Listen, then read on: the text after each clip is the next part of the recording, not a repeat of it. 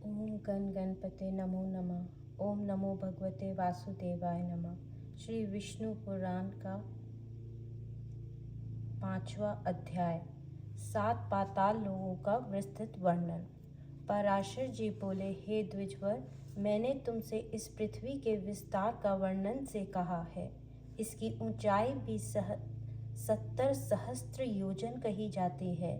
हे मुनि सत्तम, 10-10 हजार योजन पर अतल, वितल, नितल, कविस्तान, महातल, सुतल और पाताल स्थित है।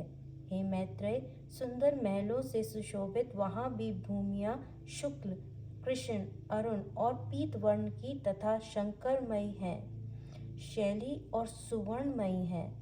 यह महामुने, उनमें दानव, दैत्य, यक्ष और बड़े बड़े नाग आदि की सैकड़ों जातियां निवास करती हैं। एक बार नारद जी ने पाताल लोक से स्वर्गलोक में आकर वहाँ के निवासियों से कहा था कि पाताल तो स्वर्ग से भी अधिक सुंदर है, जहाँ नागगण के आभूषणों में सुंदर प्रभायुक्त आह्लादकारिणी शुभ मणियाँ जड़ी हुई हैं। उस पाताल को किसके समान कहें, जहाँ दैत्य और दानवों की सुंदर कन्याओं से सुशोभित पाताल श्लोक में किस मुक्त पुरुष की भी प्राप्ति न होगी, जहाँ दिन में सूर्य की किरणें केवल प्रकाश ही करती हैं, धाम नहीं करती, तथा रात में चंद्रमा की किरणों से शीत नहीं होता, केवल चांदनी ही फैलाता है, जहाँ भक्ष्य, भोज्य, महापान आदि के भोगों से आनंदित सर्पों तथा दान वादियों को समय जाता हुआ भी प्रतीत नहीं होता, जहाँ सुंदर वन, रमणीय सरोवर और कमलों में वन है, जहाँ नर कोकिलाएं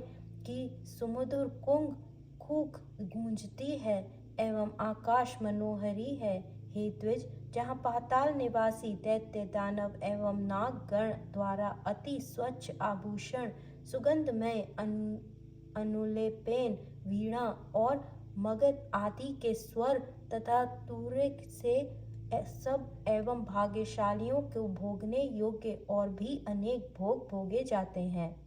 पातालों के नीचे विष्णु भगवान शेष नामक, जो तमोमय विग्रह स्वरूप में निवास करते हैं, उसके गुणों का दैत्य तथा दानवगण भी वर्णन नहीं कर सकते। जिन देवऋषि पूजित देव का सिद्धगण अनंत कहकर बखान करते हैं, वह अति निर्मल, स्पष्ट, स्वास्तिक चिन्हों से विभूषित तथा सहस्त्र सिर वाले हैं, जो अपने फणों की सहस्त्र मणियों से संपूर्ण दिशाओं को दयहीन करते हुए संसार के कल्याण के लिए समस्त असुरों को विरहीन करते हैं।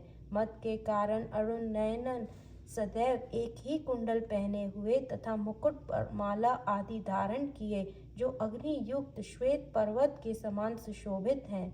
मद में उन्मत्त हुए, जो नीलांबर तथा श्वेत हारों से सुशोभित होकर मेघमाला और गंगा प्रवाह से युक्त दूसरे कैलाश पर्वत के समान विराजमान है, जो अपने हाथों में हल और उत्तम मूसल धारण किए हैं, तथा जिनकी उपासना शोभा और वारुणी देवी स्वयं मूर्तिमती होकर करती हैं। कल्पांत में जिनके मुखों में विषाग्रह के समान देदीप्यमान संकरण नामक रुद्र निकलकर तीनों लोकों को भक्षण कर जाता है, वह समस्त देवगणों से वंदित शेष भगवान अशेष भूमंडल को मुकुटवत धारण किए हुए पाताल तल में विराजमान है। उनका बल, वीर्य, प्रभाव, स्वरूप और तत्व देवताओं से भी नहीं जाना जा और कहा जा सकता। जिनके फणों की मणियां भी आभा से अरुण वर्ण हुई, वे समस्त पृथ्वी फूलों की माला के समान रखी हुई हैं। उनके बल, वीर्य का वर्णन भला कौन करेगा। जिस समय मदमत नयन शेष जी जमुहाई लेते हैं, उस समय समुद्र और वन आदि के सहित ये संपूर्ण पृथ्वी चलायमान हो जाती है। इनके गुणों का अंत गंधर्व, अप्सरा, सिद्ध, किन्नर, नाग और चारण भी कोई नहीं पा सकते।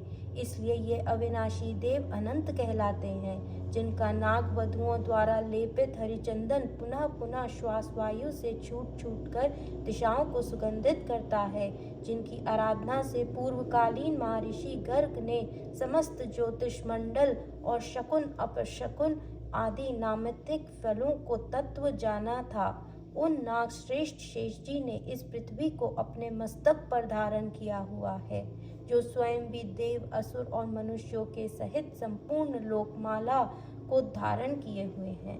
इस प्रकार श्री विष्णु पुराण के दूसरे अंश का 5वां अध्याय समाप्त। ओम नमो भगवते वासुदेवाय नमः।